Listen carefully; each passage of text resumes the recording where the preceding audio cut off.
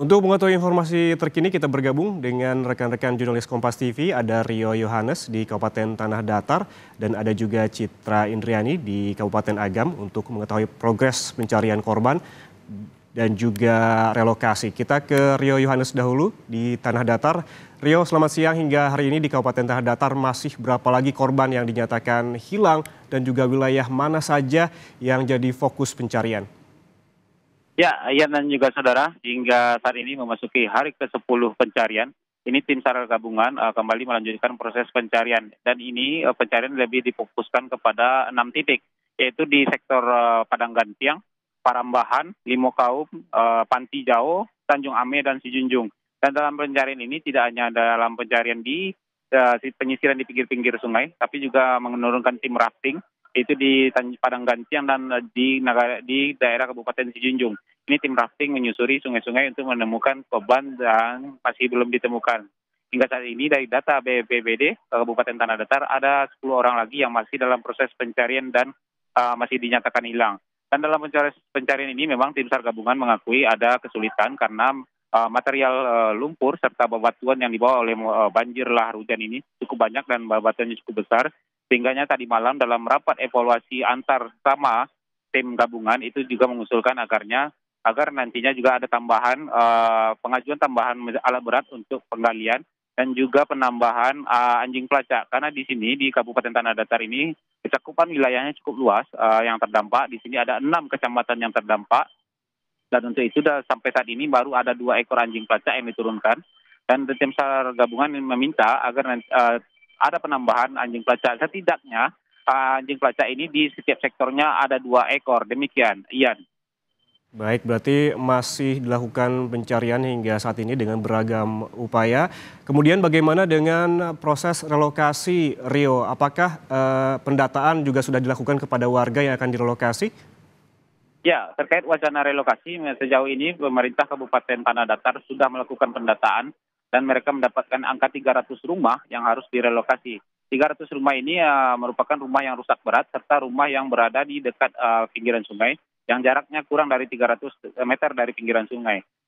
Untuk relokasi sejauh ini pemerintah Kabupaten Tanah Datar telah menyiapkan lahan 2,5 hektar yaitu di daerah Tanjung Ame. Namun demikian untuk relokasi memang ini adalah alternatif kedua untuk pemusatan.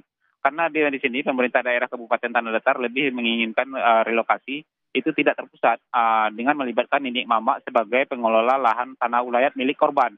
Nah, korban ini akan diminta untuk memilih tanah wilayah di titik mana mereka ingin direlokasi dan baru akan dibangun rumah untuk ganti rugi rumah mereka. Dan untuk itu sejauh ini pemerintah Kabupaten Tanah Datar memang baru akan merencanakan pertemuan dengan pihak Nini Mama dan juga pihak Nagari sebagai orang-orang yang mempunyai kebijakan dan juga bisa mengatur untuk penggunaan tanah wilayah di Kabupaten Tanah Datar Provinsi Sumatera Barat ini. Demikian, Ian. Artinya nantinya akan ada diskusi antara pemerintah dengan korban terkait dengan titik mana yang akan menjadi bagian dari relokasi untuk lebih aman begitu, karena titik yang saat ini dikhawatirkan akan terjadi bencana serupa. Kita bergeser dari Rio Yohanes di Kabupaten Tanah Datar, kita ke Agam, Sumatera Barat, ada Citra Indriani di sana.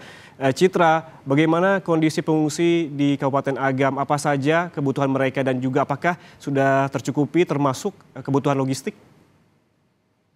Ya, Ian dan juga saudara, hingga saat ini sebanyak 144 pengungsi masih bertahan di posko pengungsian yang tersebar di 3 lokasi di Kabupaten Agam.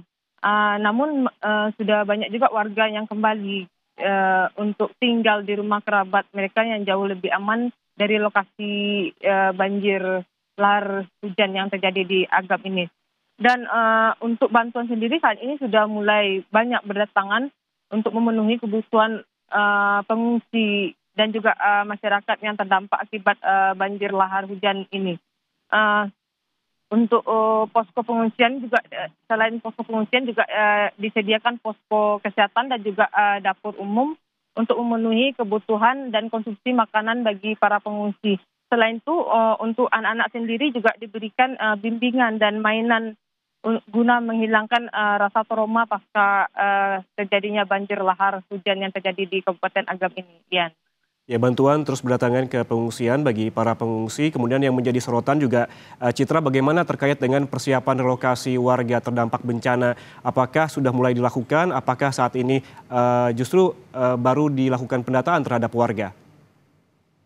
Ya, untuk relokasi sendiri saat ini pemerintah Provinsi Sumatera Barat sudah mempersiapkan relokasi untuk warga yang terdampak. Sedangkan untuk mempersiapkan lahannya sendiri saat ini pemerintah juga sudah berkoordinasi dengan pihak baik itu dari bupati walaupun dan juga wali nagari untuk segera merelokasi warga. Dan selain itu pemerintah juga meminta Pusat Vulkanologi, Mitigasi Bencana, Geologi dan BMKG untuk memetakan daerah yang berisiko terdampak bencana banjir lahar dan banjir bandang dari Merapi ini agar dapat dilakukan pendataan serta segera dapat direalisasikan untuk membantu warga yang terdampak banjir lahar ini. Ian. Ya, pendataan terus dilakukan terkait dengan rencana relokasi terhadap korban yang saat ini masih berada di pengungsian. Terima kasih jurnalis Kompas TV Citra Indriani yang melaporkan langsung dari Kabupaten Agam, Sumatera Barat. Sebelumnya ada Rio Yohanes di Kabupaten Tanah Datar, Sumatera Barat. Terima kasih rekan-rekan, selamat bertugas kembali.